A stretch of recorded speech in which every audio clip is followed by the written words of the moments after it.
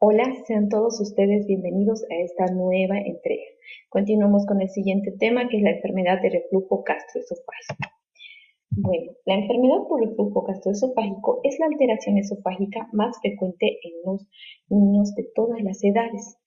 Tanto su fisiopatología y clínica son muy heterogéneos y justifican variadas formas de presentación, ya sea con daño tisular o sin el mismo, exista o no reflujo ácido patológico o si se ve asociado a manifestaciones extraesofágicas. El impacto de la enfermedad por reflujo gastroesofágico sobre la calidad de vida de los pacientes y el elevado coste que representa su manejo justifican la necesidad de realizar un abordaje efectivo y eficiente basado en la mejor evidencia disponible.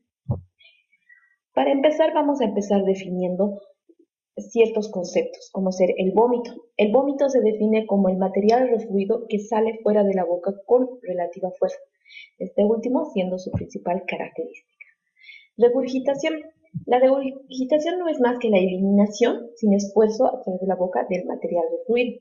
Y la rumiación es cuando el niño mastica y traga de nuevo el material refluido. Ahora tenemos que saber qué es reflujo gastroesofágico y qué es la enfermedad por reflujo gastroesofágico. Reflujo gastroesofágico no es más que el paso involuntario del contenido gástrico hacia el esófago. Es un síntoma común en la mayoría de los niños, correspondiendo entre el 40 a 65% de todos los casos. Y la enfermedad por reflujo gastroesofágico, esta es la condición patológica que ocurre cuando el reflujo del contenido gástrico provoca síntomas o complicaciones digestivas o extradigestivas. Con la incidencia del reflujo gastroesofágico, como dijimos, se da más frecuente en los niños entre 1 y 4 meses de edad. Es autolimitado y que desaparecen los síntomas a los 10 meses aproximadamente en el 55% de los casos, a los 18 meses en el 81% de los casos y el 92% corresponde a los niños de 2 años. Boyle menciona que el 50% de los pacientes no muestra síntomas hasta los 6 meses y el 75% hasta los 12 meses ya no presenta ningún tipo de síntomas y el 95% a los 18 meses. En cambio, en la enfermedad del reflujo gastroesofágico, esto ocurre en 1 de 300 niños. Según la bibliografía de Nelson, reporta una incidencia de 2 a 7%. Se ha observado que hay mayor prevalencia en niños con historias de atresia esofágica, disfunción neurológica o que presenten casos como de la hernia hiatal, y ha sido también asociado con bronquitis crónica y bronquiectasias. ¿Cuál es la fisiopatología? Para hablar de la fisiopatología tenemos que determinar los factores que nos van a llevar hacia el reflujo gastroesofágico.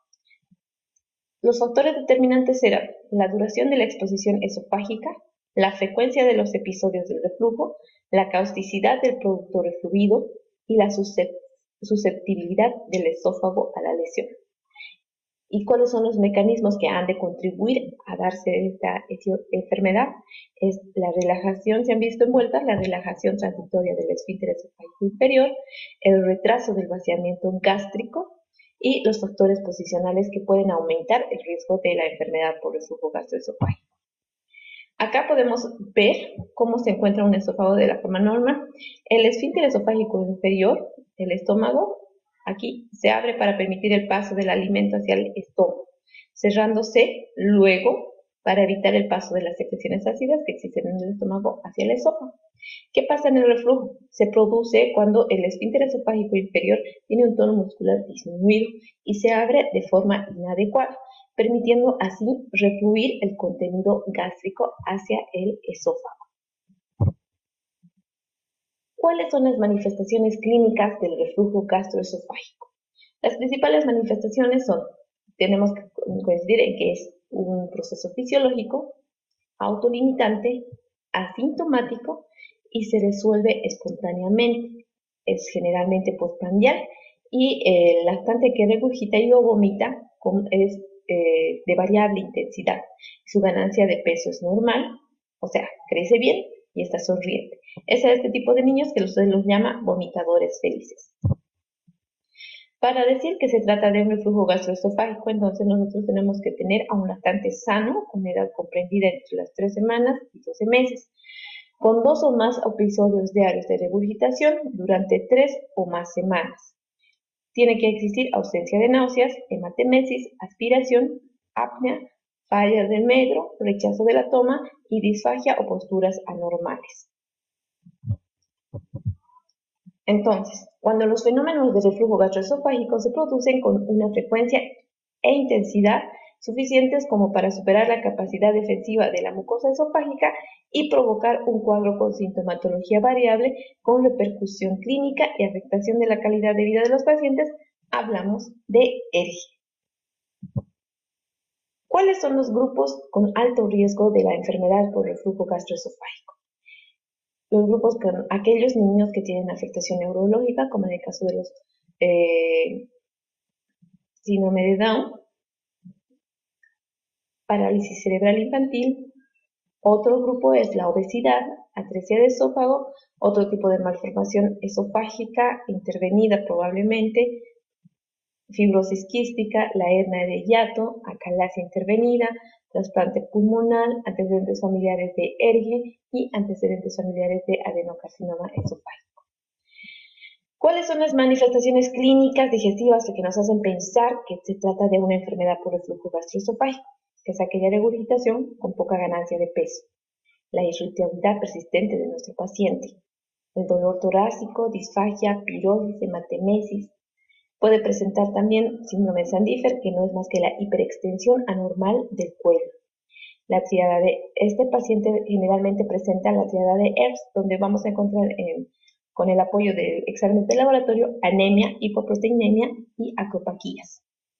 También puede presentarse con desnutrición, enteropatía, con un síntoma que es de pierde proteínas, anemia, entre otros. También puede presentar anorexia, cialorrea, hipopersistente y alteraciones del esmalte dentario por continuo reflujo que pueda presentar nuestro paciente.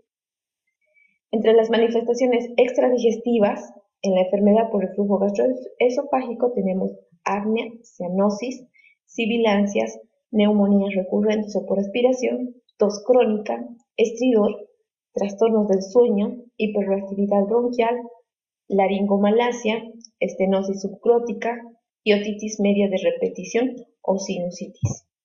En otras palabras, en definitiva, las diferencias entre el reflujo gastroesofágico funcional y la enfermedad por reflujo gastroesofágico quedan definidas por la frecuencia, duración, contenido y gravedad de los episodios del reflujo.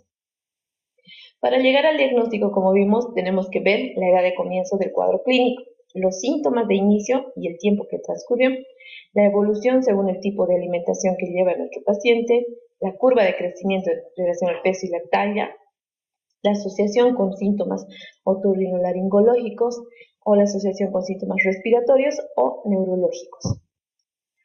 También se puede recurrir de los exámenes complementarios, donde uno de los exámenes que se solicitan son la serie esófago-gastroduodenal con bario. Este examen no nos sirve para el diagnóstico de ERGE, pero sí para hacer diagnóstico de alguna anormalidad anatómica. Por lo tanto, su ventaja será permitir identificar anormalidades anatómicas que puedan presentarse con síntomas similares a ERGE. Y la principal desventaja, como dijimos, baja sensibilidad y especificidad para el diagnóstico de la enfermedad por reflujo gastroesofágico. Acá podemos ver en la figura la hernia cardioesofágica con las flechitas, con ectopía gástrica parcial y braquiesófago radiológico secundario. Otro estudio que se puede realizar es la pH-metría, cuya ventaja es reproductible, que es un estudio que dura aproximadamente entre 18 y 24 horas, de disponibilidad de comparación de datos y puede predecir el riesgo de esofagitis, que es una de las principales complicaciones de la enfermedad por reflujo gastroesofágico. Pero los datos confirmatorios no están disponibles para los neonatos. Unos lo han llamado como un diagnóstico estándar de oro para la evaluación de reflujo y síntomas atípicos, como ser la apnea, tos, y para la valoración del tratamiento con ERGE severa. La desventaja es que es de baja sensibilidad y especificidad para el diagnóstico de ERGE. Acá podemos ver una pHmetría patológica con descensos marcados del pH. Otro de los principales exámenes que se puede realizar y el más efectivo es el monitoreo esofágico por impedancia. Su ventaja es detectar eventos por reflujo ácido no ácido. Tiempo de respuesta es más rápido que con la pHmetría. La desventaja es el análisis que es muy dificultoso y los valores normales no están establecidos en neonatos y no tiene valor predictivo para respuesta al tratamiento. Otro examen indicado es la manometría esofágica, cuya ventaja define el mecanismo fisiopatológico del reflujo gastroesofágico, su evaluación de la peristalsis y aclaramiento del esófago y la evaluación de la dinámica esfinteriana. Su principal desventaja es que es de limitada disponibilidad. El personal tiene que estar capacitado, que no siempre se cuenta en nuestros centros hospitalarios y que no tiene valor predictivo para respuesta al tratamiento. Y cuando ya tenemos lesiones o sospechamos de lesiones en el esófago, nos sirve mucho la endoscopía con toma de biopsia esofágica. La ventaja es que nos va a documentar la esofagitis. Puede identificar otras causas de esofagitis. Es útil para las evaluaciones de ERG que no responden al tratamiento. Para diferenciarla de enfermedad, podemos diferenciarla, como dijimos, por la úlcera péptica, infección por H. pylori y gastritis. Además, nos sirve para la toma de biopsia, para calificar la severidad de la esofagitis y para la detección temprana del esófago de Barr, que es una de las complicaciones de la enfermedad por reflujo gastroesofágico. Su desventaja es que requiere anestesia y su procedimiento tiene que ser realizado por un especialista. ¿Cuáles son los diagnósticos diferenciales de la enfermedad por reflujo gastroesofágico? El principal diagnóstico diferencial es la hernia hiatal, continuado por la estenosis hipertrófica del píloro, las malformaciones anatómicas congénitas o adquiridas, como son la estenosis, atresias o malrotaciones, anillos, etc. Enfermedades metabólicas o errores innatos del metabolismo, infecciones, ya sean urinarias o gastrointestinales, que también pueden presentar vómitos, tumores del sistema nervioso central, alergias alimentarias en general y a proteínas de la leche de vaca en particular. O en caso de esófago-gastroenteropatías alérgicas o eosinofílicas o trastornos metabólicos, como mencionamos antes. El tratamiento. Para realizar el tratamiento, consiste en 3 pilares. Cambios en el estilo de vida, el manejo farmacológico por otro lado y el manejo quirúrgico por último. Dentro de los cambios de estilo de vida, principalmente la posición. ¿Cómo tiene que estar nuestro paciente? En posición supina. En los lactantes se puede hacer cambio de las fórmulas para disminuir la irritabilidad y la regurgitación de contenido gástrico hacia el esófago. La fórmula que se indica generalmente es una fórmula hipoalergénica con proteínas hidrolizadas o las fórmulas de soya. También se puede hacer el espesamiento de las fórmulas con cereal de arroz y tratar de que el paciente, si es en caso de obesidad, de que disminuya de peso para evitar la presión del abdomen, sea contra el estómago y haya el reflujo del contenido del estómago hacia el esófago. Además, y si son chiquitos ya más grandes, evitar la ingesta de chocolates, entre otros. Dentro de los fármacos empleados en el tratamiento del reflujo gastroesofágico será de acuerdo a cada caso. Tenemos los inhibidores de la bomba de protones, los antagonistas de los receptores vitamínico H2 y los antiácidos y los citoprotectores. Dentro de los inhibidores de la bomba de protones tenemos el más representativo, el omeprazol, el lansoprazol. En nuestro medio, el más utilizado es el omeprazol, a dosis de 0,5 a 1 miligramo por kilogramo de peso día. Puede darse una vez al día o 2 por día. Dentro de los antagonistas de los receptores H2 tenemos la ranitidina, la cimetidina, la famotidina y la nizatidina. La más utilizada en nuestro medio, la ranitidina, a dosis de 5 a 10 miligramos por kilogramo de peso día. Esta puede ser dividida cada 12 horas o de 2 a 6 miligramos por kilogramo peso día, de acuerdo a la edad. En lactantes es de 5 a 10, en niños de 2 a 6, ambas cada 12 horas. Dentro de los antiácidos tenemos el algendrato, el amalgato, el hidróxido de aluminio y el algendrato con hidróxido de aluminio. El más utilizado, el hidróxido de aluminio. En los niños se da a dosis de 40 miligramos por kilogramo dosis o a 0,5 ml kilogramo dosis cada 6 u 8 horas. Y dentro de los citoprotectores, el más utilizado es el sucralfato. Es 0,5 a 1 gramo por metro, 1.73 metro cuadrado cada 6 horas o a 10-20 miligramos por kilogramo de peso cada 6 horas. Y cuando llegamos al tratamiento quirúrgico, dentro de sus indicaciones tenemos el vómito persistente con falla de crecimiento, que ya existan datos de esofagitis, que existan además asociación de periodos de apnea o enfermedad pulmonar crónica que no responde a 2 o 3 meses de tratamiento médico realizado, que sean mayores de 18 meses, que tenga hernia hiatal asociada, que sea grande, y si es que existiese discapacidad neurológica. El tratamiento quirúrgico de elección o el más utilizado es la funduplicatura de tipo Nissen. ¿Cuáles son las complicaciones que puede presentar en caso de no existir tratamiento?